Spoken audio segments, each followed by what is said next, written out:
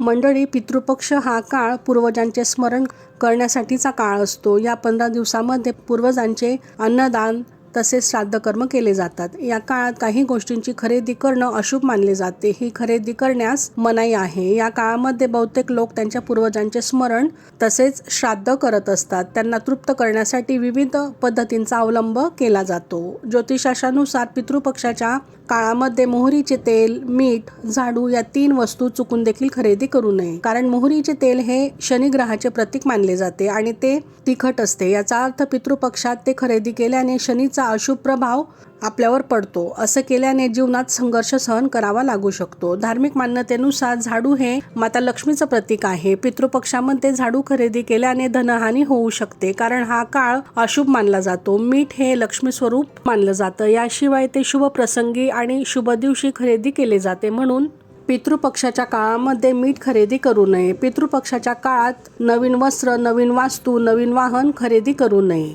Shri Swami Samarth.